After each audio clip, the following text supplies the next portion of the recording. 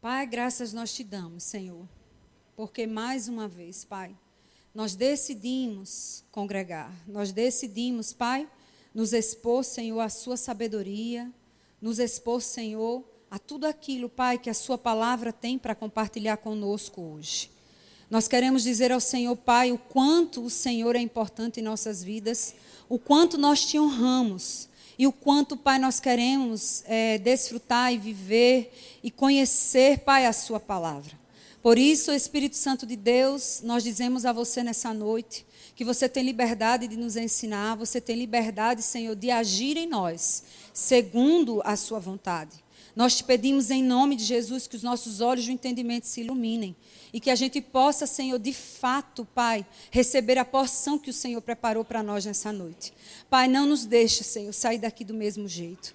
Ó Pai, tem misericórdia de nós, Senhor, e nossas fraquezas. Ó Senhor, e nós já te agradecemos pelo Pai zeloso que você é. Que você veio, Senhor, você enviou Jesus para que a nossa vida, Senhor, seja cada vez mais santificada por essa palavra, para que a gente possa se encontrar com Ele daqui a pouco, Senhor, como igreja sem ruga, sem mancha, sem mácula, Pai, para a nossa morada eterna. Muito obrigada, Senhor, em nome de Jesus. Amém? Então, aleluia. Entenda que cada vez que a gente vem, cada vez que a gente sobe, é uma única vez. Amém?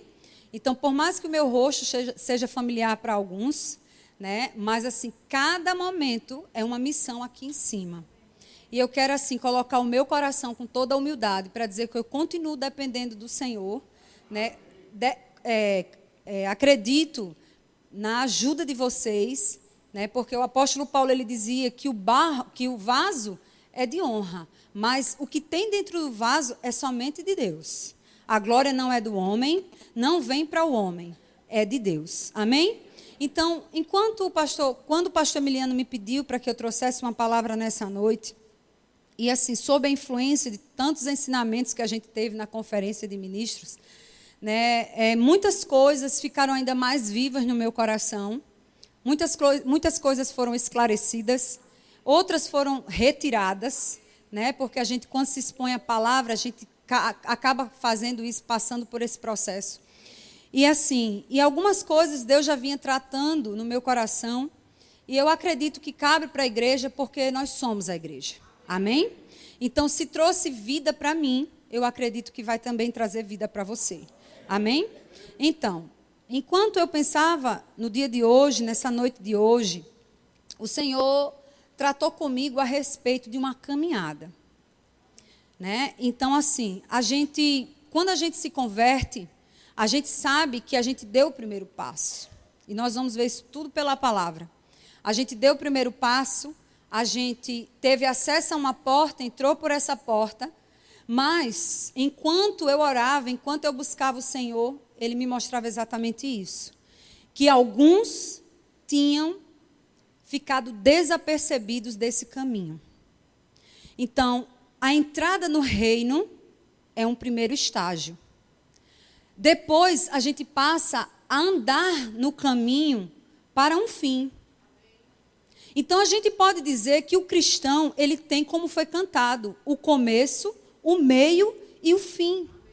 Como nós proclamamos acerca de Jesus, ele é o início, o meio e o fim.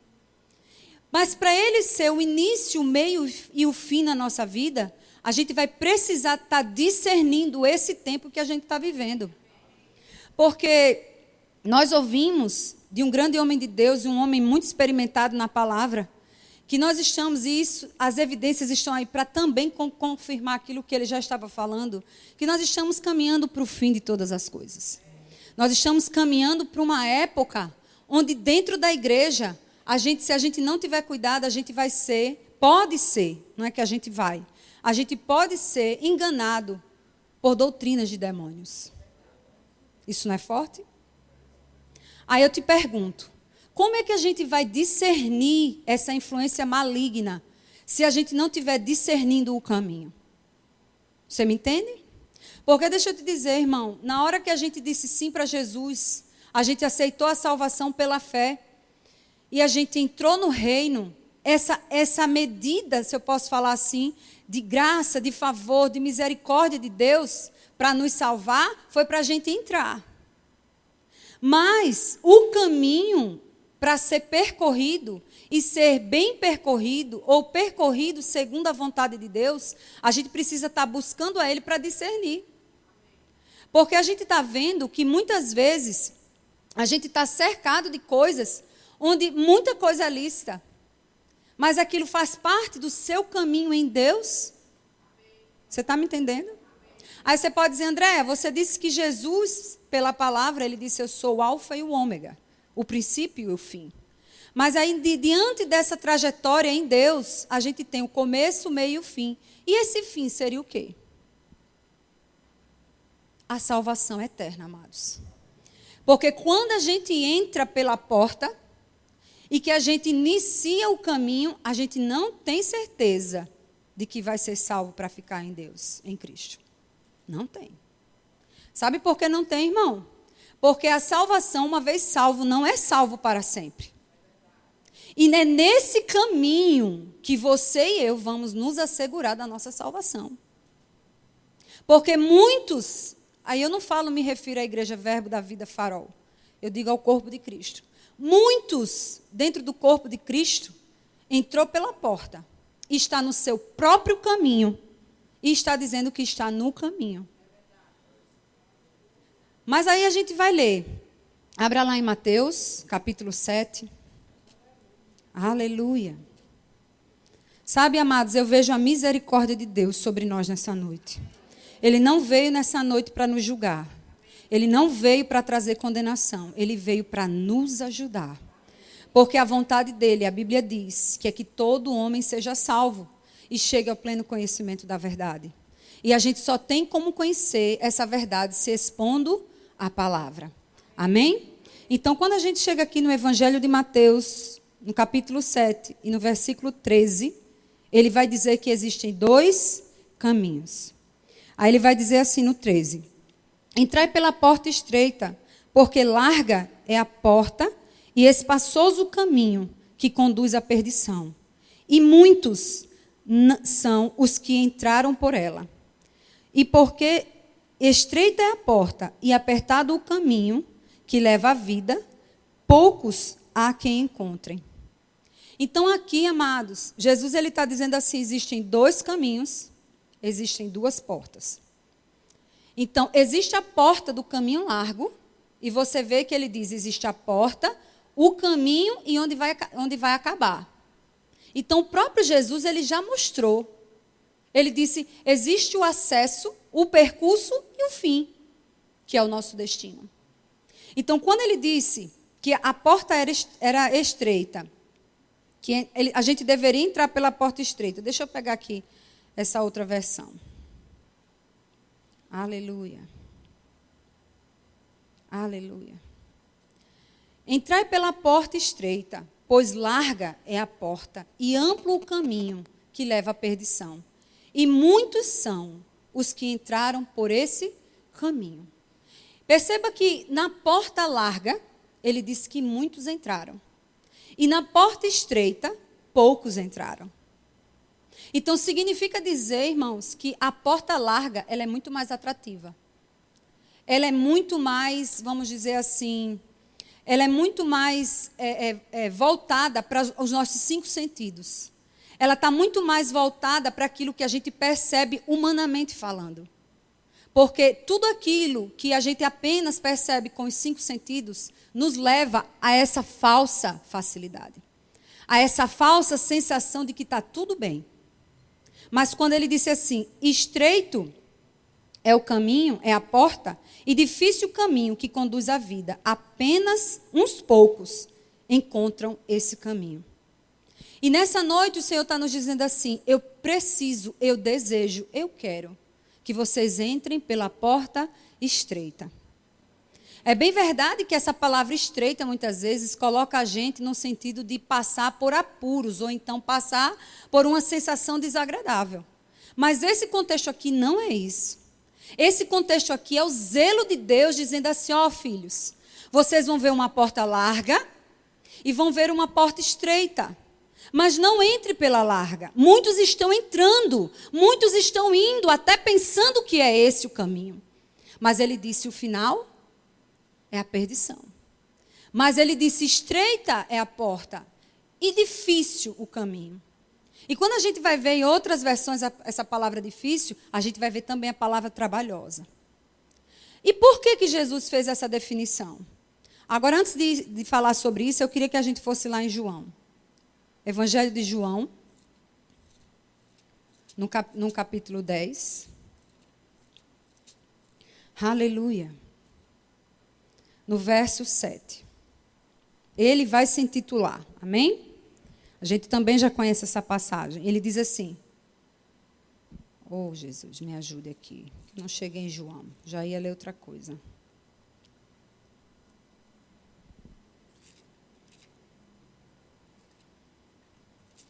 Vocês acharam? Amém. Então, ajuda a irmã que está achando, amém? Então, ele diz assim, João 10, verso 7.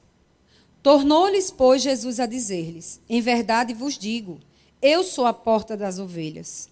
Todos quantos vieram antes de mim são ladrões e salteadores, mas as ovelhas não os ouviram.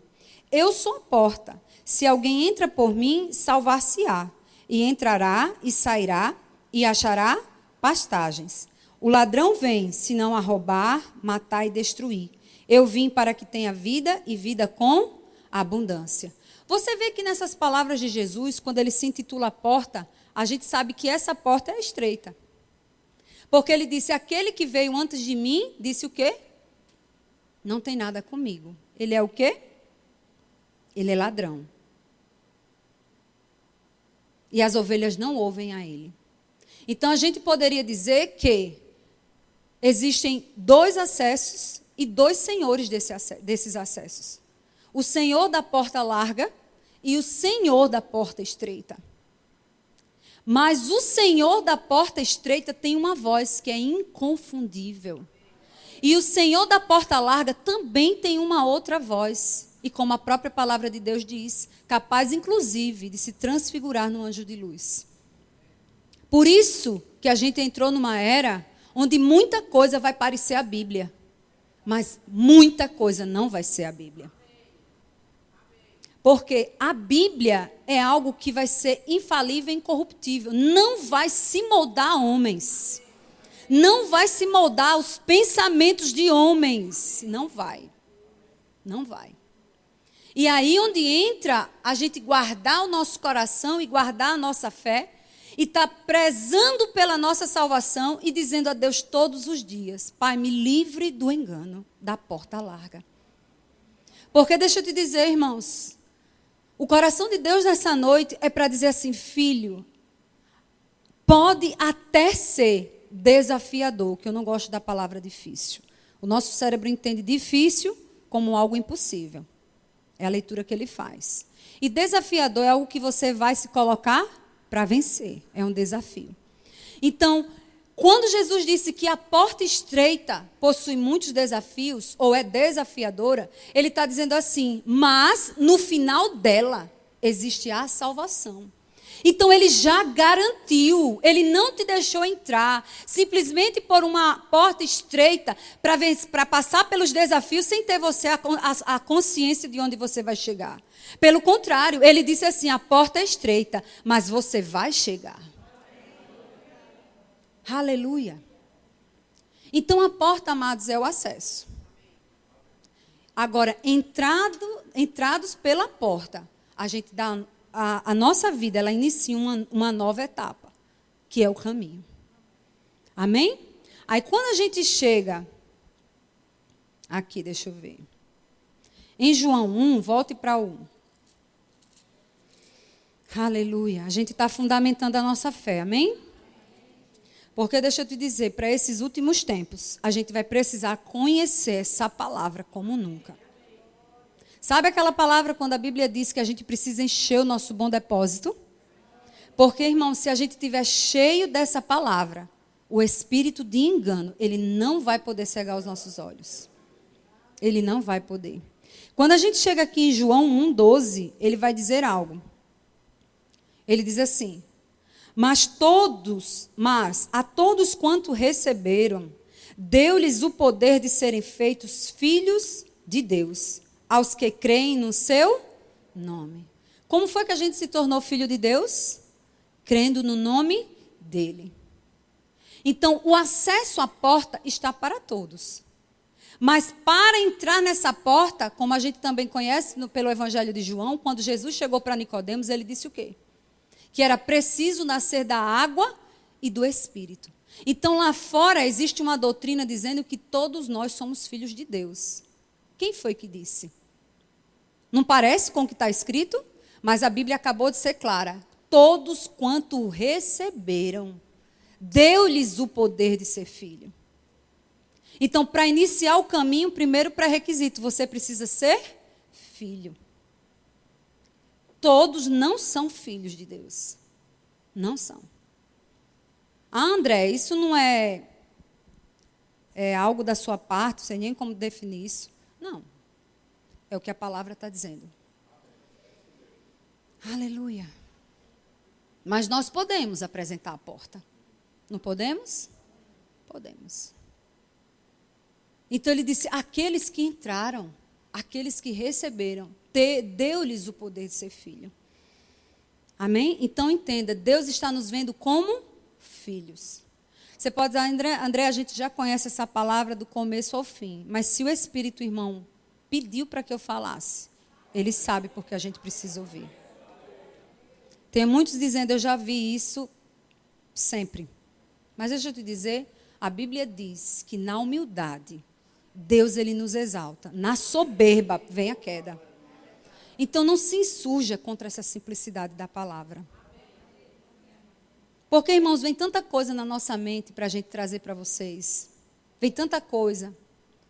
Mas eu vi o Espírito me conduzindo a essa palavra. Porque Ele tem zelo com a minha vida e com a sua vida. Sabe, amados, Ele não nos fez para, no fim das contas, a gente ter o lago e o ranger de dentes. Ele não nos fez para esse lugar. Não nos fez. E não se engane. Não é ter aparência de crente. É andar no caminho, buscando a santificação e as boas obras. Praticar aquilo que Deus nos chamou. Isso vai nos levar para o reino dele, eterno com ele. Aí você pode me dizer, eu não sei disso, Andréa? Sabe. Mas e como está o nosso caminho? Porque eu preciso me incluir nisso. Aleluia. Então, decidimos entrar. Estamos no caminho. Esse caminho, ele vai nos levar para um alvo. Certo?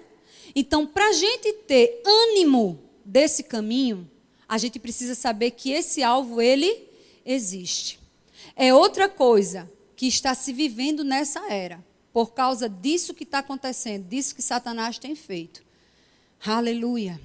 Dizendo para a gente que a vida é o aqui e o agora. Mas a vida não é aqui e agora. A minha decisão e a sua decisão vai afetar a nossa eternidade.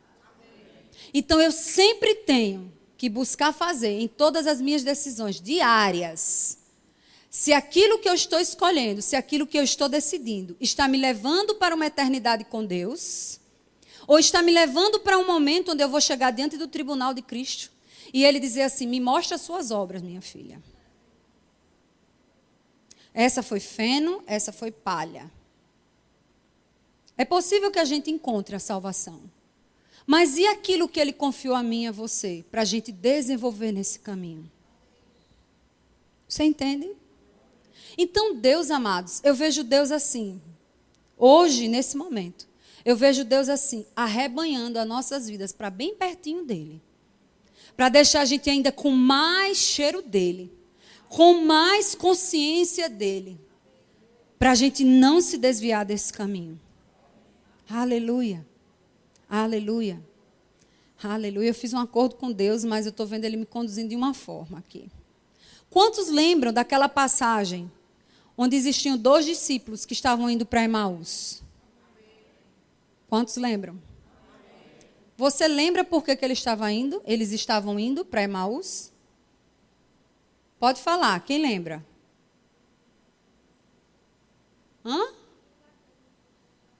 Estava o quê? Fugindo, será que ele estava fugindo?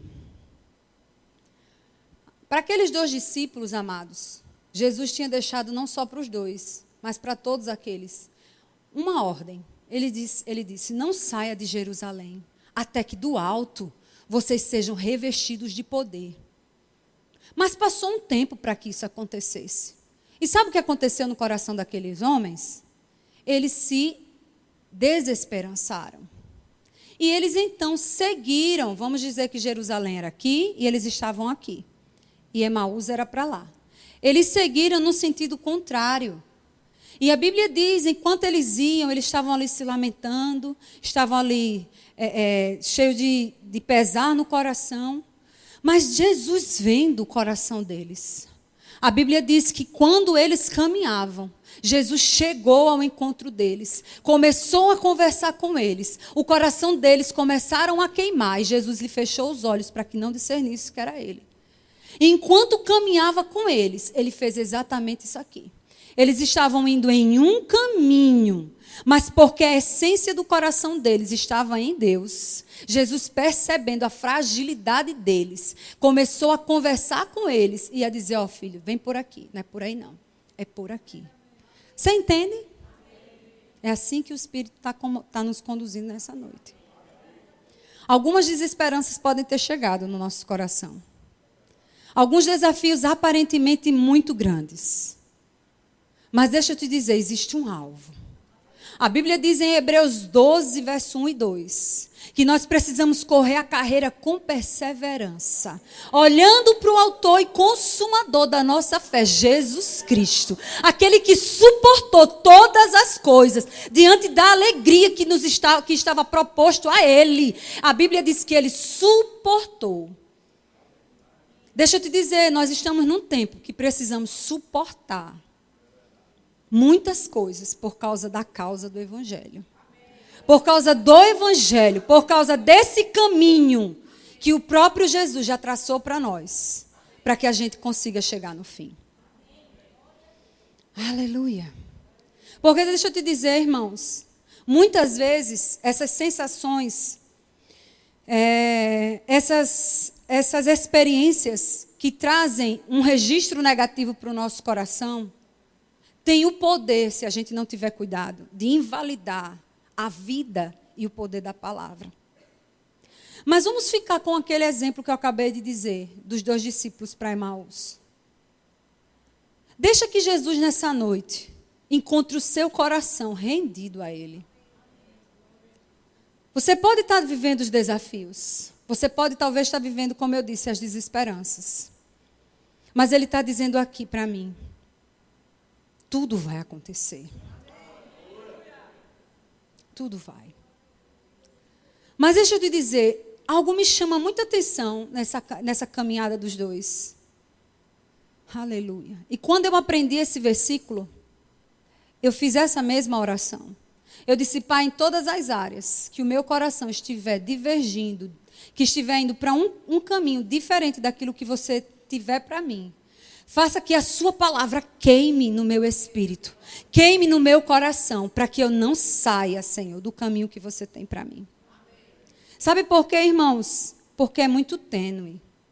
A linha que divide o verdadeiro caminho, se eu posso falar assim, para o falso caminho, é muito tênue. O que vai dizer que você vai permanecer nesse caminho, que leva para a salvação eterna, é a disposição do seu coração de se render ao plano dele. Porque a Bíblia diz que quando Jesus permitiu que os olhos deles fossem abertos, Jesus já estava servindo pão para eles.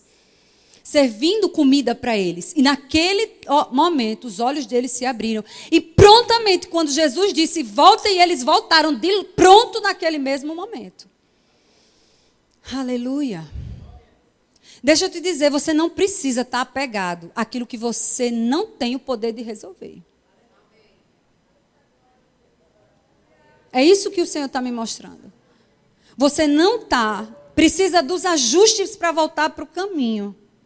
Mas você está apegado a essa dificuldade, achando que é você na sua força e na sua sabedoria. E o Senhor está dizendo nessa noite, não é na sua força e não é na sua sabedoria.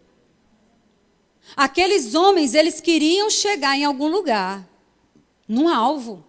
Eles acharam que a solução era ir para Emaús. Mas a ordem é, fique em Jerusalém. Onde foi que o Senhor mandou você ficar? Aonde foi?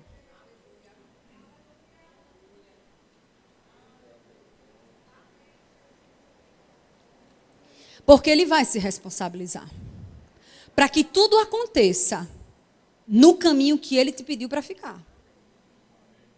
Se você quiser percorrer um outro caminho, é como diz a história, vai ser por sua conta e risco. Aleluia. Por que foi que a jumenta falou com Balaão? Você sabe?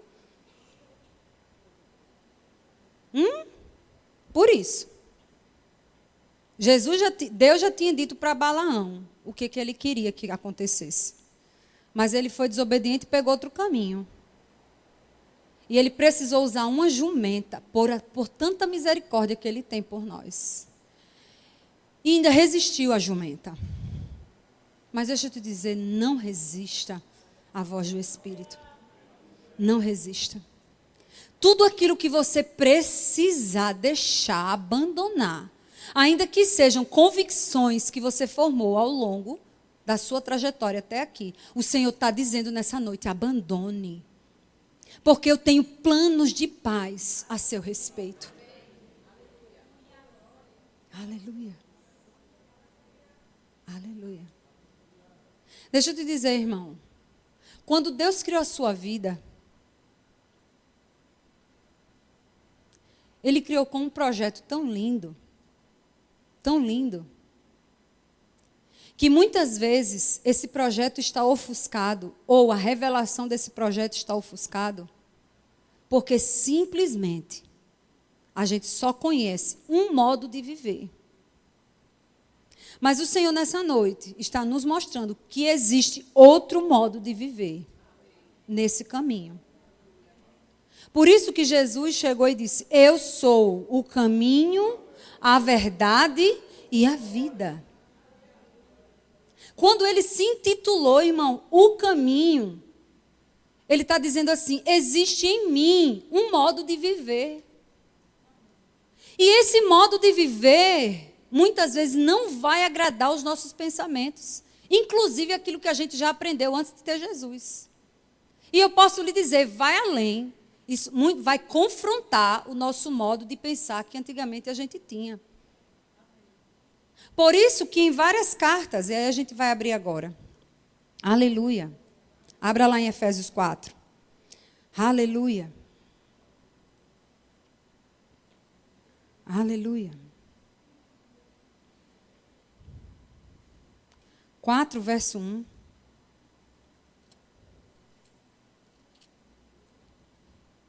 Aleluia.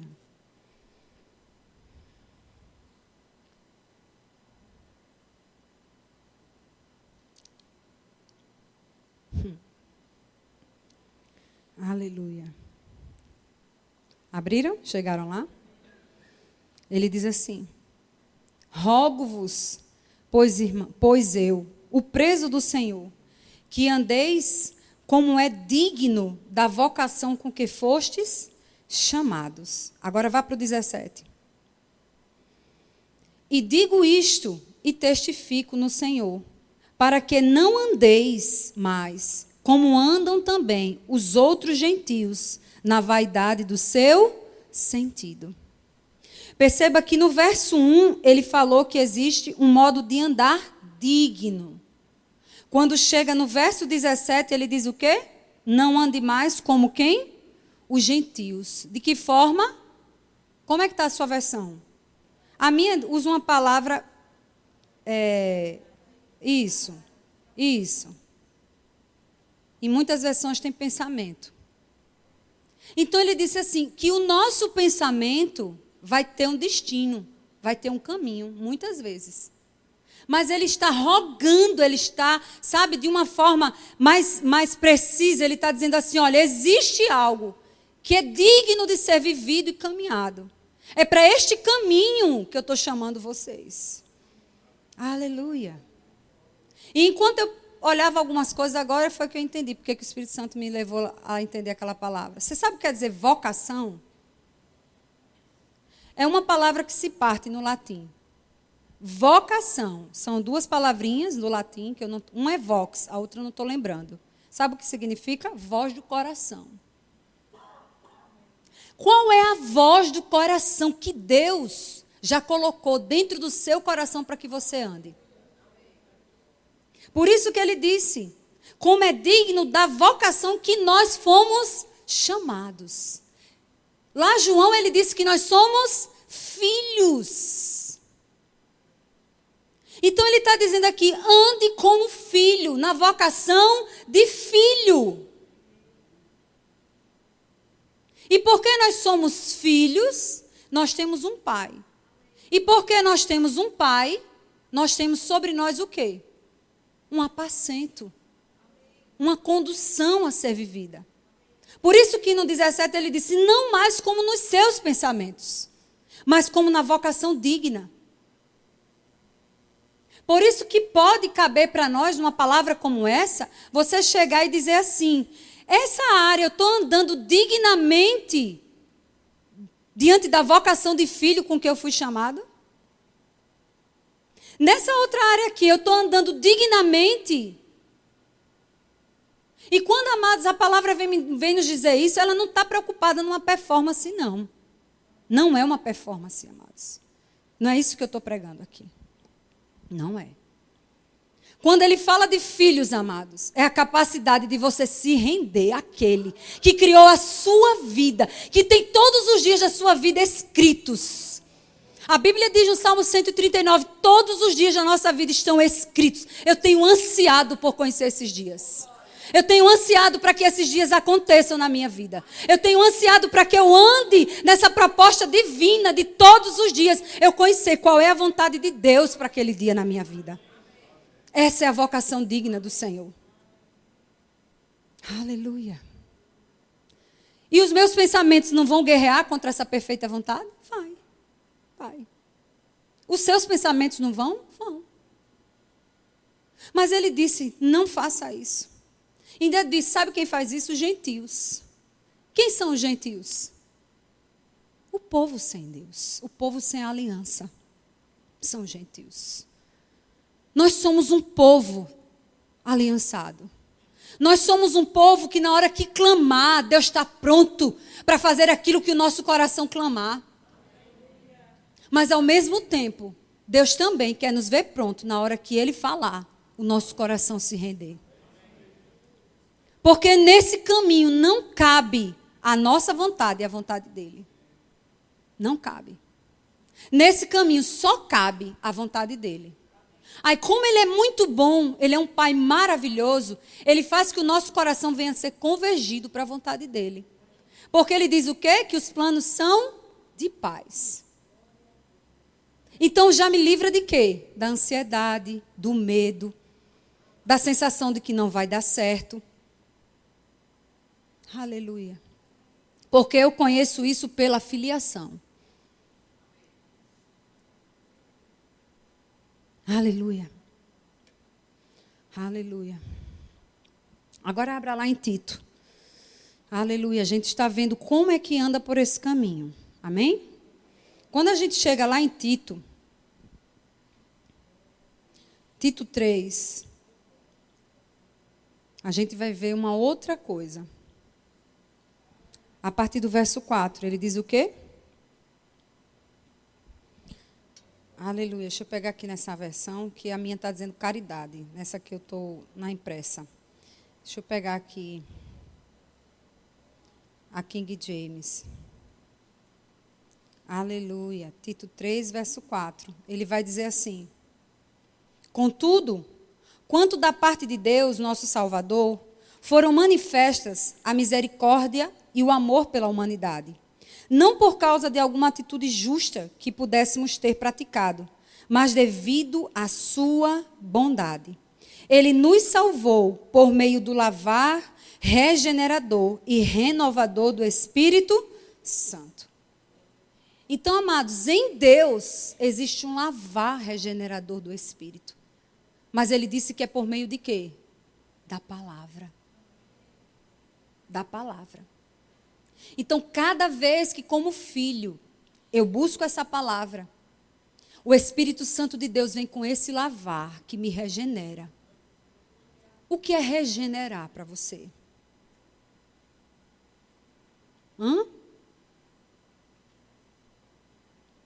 Regenerar é a capacidade de tornar o original. Então, cada vez que eu me regenero em Deus pela palavra, eu estou sendo aquele, vindo para a condição da forma como Ele me criou para ser. A palavra tem essa capacidade. Por isso, inclusive, nós ficamos estranhos para o mundo. Aleluia. E o mundo vai olhar para a gente e vai se cumprir aquela palavra que diz: o homem natural não compreende as coisas do Espírito, porque lhe parecem loucura. Então, andar no caminho vai significar para a gente, por causa dessa palavra, que nós estamos parecendo loucos. Aleluia. Aleluia. E deixa eu te dizer, irmãos, isso foi tão consolador para mim hoje, isso foi tão real para mim hoje, essa palavra, que eu precisava tomar uma decisão e participar de uma votação. E nessa votação eu era pressionada a escolher uma pessoa. E essa pessoa representaria tudo aquilo que o anticristo tem projetado para o fim do tempo. E um bombardeio na minha mente. Vai escolher. Vá participar. Vá participar. E recebi ligação para isso. E eu disse: pai, eu não vou. Eu vou arcar com o que eu precisar arcar. Mas eu não vou participar dessa votação. E como servidora pública eu precisava. Porque ele estaria ali representando tudo aquilo que é contrário à palavra. Você entende? Isso não vem, irmão, para a nossa mente com peso? Vem. Vem. Porque é um direito cidadão que eu tenho de não concordar. E porque eu não concordei, eu vou ser perseguida. Sim ou não? Porque eu fiquei com o quê? Com a palavra. Mas Jesus disse: bem-aventurados sois quando perseguidos pela palavra você for. Então eu prefiro, irmãos, eu escolho ficar com a bem-aventurança. E sofrer o dano que eu precisar sofrer no sentido da perseguição. Por causa dessa consciência. E tendo uma aparência lícita. E tendo uma aparência democrática. E tendo uma aparência politicamente correta. Você está me entendendo? Nós precisamos ser preparados para esse tempo. Nós já estamos vivendo nele. Aleluia. Mas sabe uma coisa, eu tenho aprendido lá em 1 de Pedro, o Espírito Santo acabou de me lembrar. A Bíblia diz: acrescente à vossa fé a virtude. Você sabe o que é a virtude? A virtude é a capacidade do Espírito em nós a não se corromper nessas pequenas coisas que aparentemente não têm peso. Mas você vai crescendo na fé. A sua fé vai ficando mais robustecida, porque a virtude faz parte de você na prática. Não só escrito. Porque é muito bom e causa alento na nossa vida, na nossa mente, dizer que nós somos um povo virtuoso. Mulheres e homens virtuosos. Mas você sabe o que é a virtude? Aí 1 de Pedro ele diz: acrescente à vossa fé a virtude. E a virtude precisa estar presente no caminho. Não só a virtude. Ele fala da esperança, ele fala da perseverança, ele fala do amor, da fraternidade. Ele fala de várias coisas. Mas o Espírito acabou de me lembrar a virtude. Porque nós seremos testados nesses últimos dias a se corromper nessas pequenas coisas. E deixa eu te dizer, vai ser resistindo a essas pequenas coisas que nós vamos permanecer, conseguindo permanecer no caminho.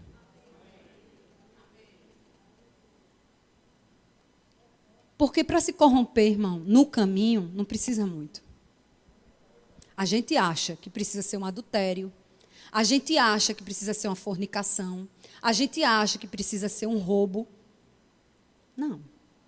Você sabe que para Deus pecado não tem tamanho? Não. Pecado é pecado. Ponto final. Quem matou 100 pessoas e não se arrependeu, cometeu um pecado. Quanto aquele que tirou uma caneta do trabalho e levou para casa. É pecado, do mesmo jeito. E isso faz desvirtuar do caminho. Sabe por quê? Porque é possível que a mente se cauterize, achando que isso é besteira. Aí você abandona o quê? A virtude. Mas a virtude fortalece a fé. E sem fé é impossível vencer o mundo. Ele disse, a vitória que vence o mundo é a nossa fé. Aleluia. Eu louvo a Deus, porque a palavra está nos ajustando. Alguns sonolentos, outros prestando atenção. Mas deixa eu te dizer, não deixa que seja desperdiçado isso, não. Não deixa.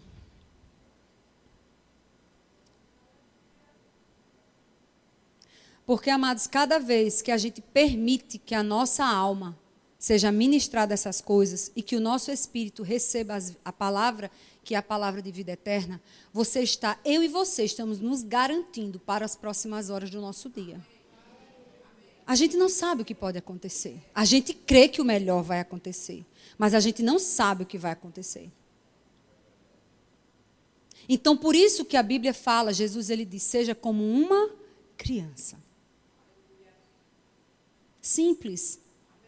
Para entender e receber as coisas. Aleluia. Aleluia. Agora abra lá em 1 Timóteo. Estou já terminando. Vamos agora, a gente viu como andar pelo caminho, agora a gente vai desenvolver o caminho. Então, em 1 Timóteo, no capítulo 1, Deus é bom. Aleluia. Verso 19. Lembrei do irmão agora da conferência. Aleluia. Ele diz o quê? Preservando a fé e a boa consciência, porquanto algumas pessoas, vindo a rejeitá-la, naufragaram na fé. Ele disse duas palavras-chave aqui. Ele disse, preserve a fé e tenha boa consciência. Preservar a fé e ter boa consciência é o que para nós? Preservar a fé e ter boa consciência. A preservação da fé, irmãos, está ligada a tudo aquilo que você não se desvia daquilo que é espiritual para o natural. Porque o que é o contrário da fé? Não é andar pelo natural, pelo que se vê? Não é? A fé não é a firme convicção do que eu não vejo, mas é a convicção daquilo que eu creio. Então, se ele disse preserve a fé, ele está dizendo o que para a gente? Guarde um estilo de viver, de caminhar, que não é baseando naquilo que você vê, é baseando naquilo que você crê. Então, andar pelo caminho vai estar voltado a viver e caminhar e se mover e movimentar por aquilo que eu creio e não por aquilo que eu estou vendo, sentindo, percebendo naturalmente.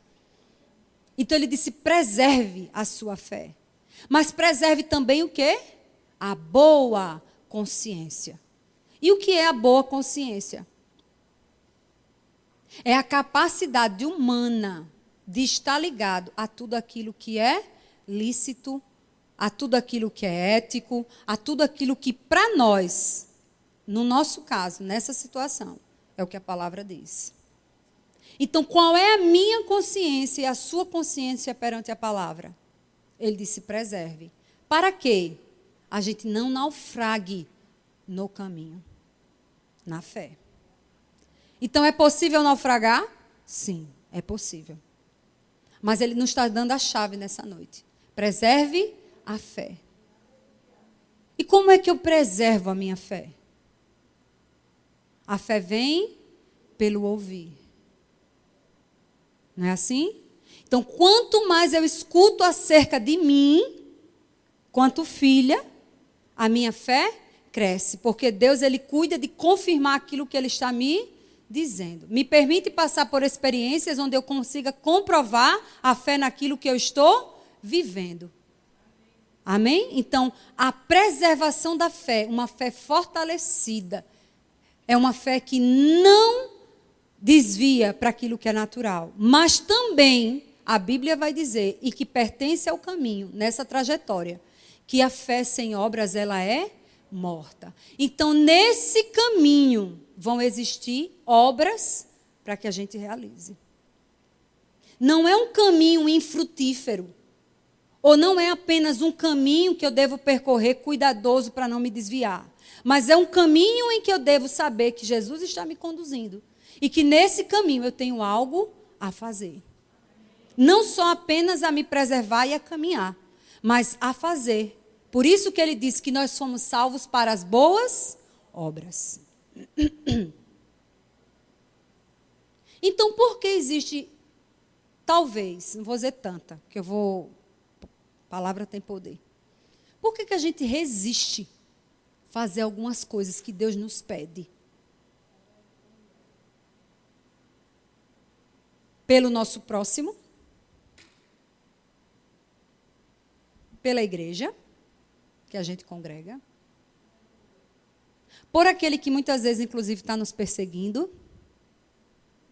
porque Jesus disse: ore e abençoe o que vos persegue e maldizem.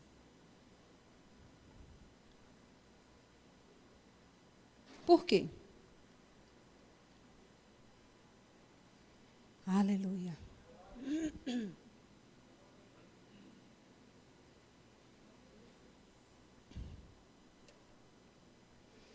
Então, amados, Deus, por Ele ser zeloso por esse caminho, Ele colocou em nós todo esse potencial para a gente desenvolver essas obras, porque as obras que é resultado da nossa fé, e não o contrário, não é porque eu faço as obras eu tenho fé, é porque eu tenho fé, eu realizo as obras no caminho. E essas obras, elas precisam soar no nosso coração e na nossa mente, como uma resposta de amor e de honra àquele que a gente cantou, que ressuscitou, que vivo está. Você está me entendendo? Aí você está dizendo assim: André, então você está me cercando para dizer que eu precisa. Não sei qual vai ser a ótica sua, mas eu creio que o Espírito está tratando no seu coração. Como algumas pessoas me procuraram esses dias. Mas, irmã, meu tempo. Eu disse: mas tem tempo. E eu aprendi nesses últimos dias com esse homem que 85% do que a gente faz na vida, a gente pode passar para outra pessoa fazer. 10% a gente ensina para que outros façam. 5% é o que Deus quer para a gente fazer. 5. E é outro alvo que eu tenho buscado, pessoalmente. Eu quero viver os 5%, Senhor. 5%. É muito? Quase nada. Mas Deus só quer 5. Quem já leu aquele livro, Uma Vida com Propósito? Eu aconselho, leia. Ele vai ensinar sobre isso. Porque, irmãos, viver no caminho não tem fardo. Tem desafio. Porque ele disse: o meu fardo é leve e o meu jugo é suave. Agora a gente vai precisar mudar a mentalidade. para a gente considerar como importante e prioridade aquilo que Ele considera. E aí a gente vai poder desenvolver e participar, ou inclusive produzir essas obras. Porque vai chegar aquele grande dia, diante do tribunal, onde as nossas obras, elas vão ser avaliadas, passando por um fogo. E a própria palavra de Deus diz que nós receberemos, em Apocalipse está escrito, eu posso passar para você a referência. 22:2, que as nossas obras, elas vão ser manifestas. 1 Coríntios 3 também, diante de Deus. Mas por que Deus vai fazer isso? Porque, amados, a gente precisa voltar para esse lugar, onde a gente precisa dar satisfação a Deus.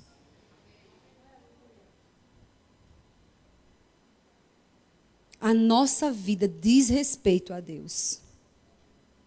Porque existe uma vaidade no meio da palavra da fé. Que se a gente não tomar cuidado, a gente acha que a gente é muita coisa no sentido de ser imune a algumas coisas. E a gente não é. Por isso que todo tempo, nesse caminho, a gente precisa avaliar por qual propósito a gente está fazendo as coisas. Porque as nossas obras vão ser provadas. Nós vamos ser galardoados segundo elas. Então, não vamos deixar. Meu tempo terminou, mas eu quero fazer algo. Não vamos deixar que o nosso coração se insurja contra essa verdadeira sabedoria.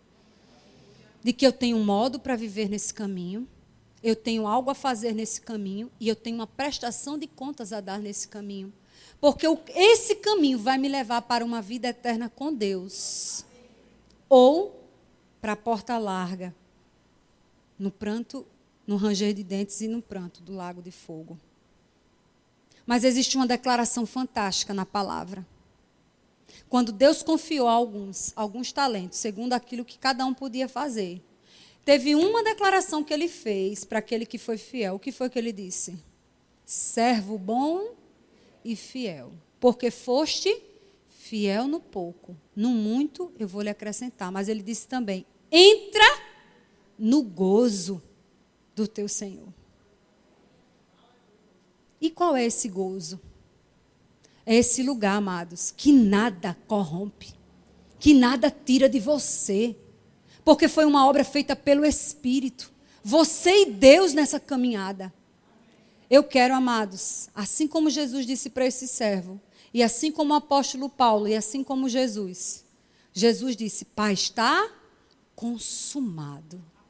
Ou seja, eu fiz tudo aquilo que você me pediu para fazer. E o apóstolo Paulo disse, combati o bom combate, corri a carreira e guardei a fé. Então, Deus nessa noite, Ele quer que a gente saia com essa convicção no nosso coração. Existe um alvo a ser alcançado, um caminho a ser percorrido, porque a porta já nos foi aberta. Que a gente desenvolva, irmão, com temor e tremor, essa salvação que Deus nos deu. Que não sejamos levianos, que não sejamos insensatos, irreverentes.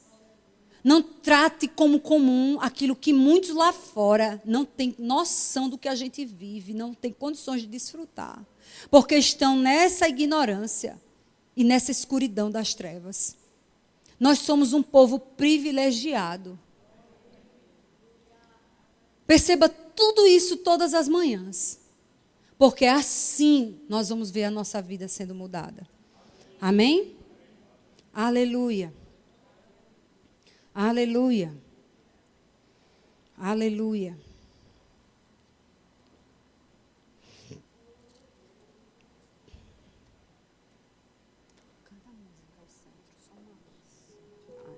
Aleluia. Eu queria que apagasse só essas luzes daqui e vocês ficassem em pé, por favor. Aleluia.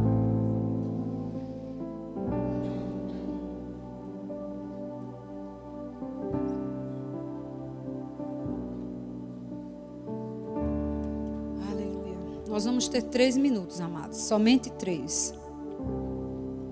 Porque deixa eu te dizer, arrependimento é algo instantâneo. Quando de fato eu e você rendemos o coração, o arrependimento é algo assim, instantâneo. Assim como a salvação, que não demorou dias para acontecer nas nossas vidas. Assim que a gente aceitou a palavra, aceitou aquilo que Deus fez na nossa vida para a gente entrar pela porta. O arrependimento é algo que nos leva para um avivamento. Não existe avivamento, existe um avivamento para acontecer nesses últimos dias. Mas o avivamento, irmãos, ele só vai acontecer se a gente tiver consciência daquilo que a gente precisa se arrepender. Oh, aleluia. Eu queria que você fechasse seus olhos. Saiba que Jesus, ele está aqui. Os olhos dele estão sobre nós. Ele está aqui participando conosco. Oh, aleluia. Pense agora dentro de você. O grupo de louvor, ele vai ministrar música novamente. E o desejo de Deus, você foi instruído nessa palavra. Você viu a vontade de Deus através dessa palavra. E você viu que no caminho a sua vida tem áreas. E nessa noite, o Espírito dele está aqui. A Bíblia diz para nos robustecer de uma força tal, mediante a esse inclinamento do nosso coração, esse esvaziamento de nós mesmos, para que a gente tome aquele ímpeto, sabe, aquela combustão por dentro, aquele fôlego, aquela força.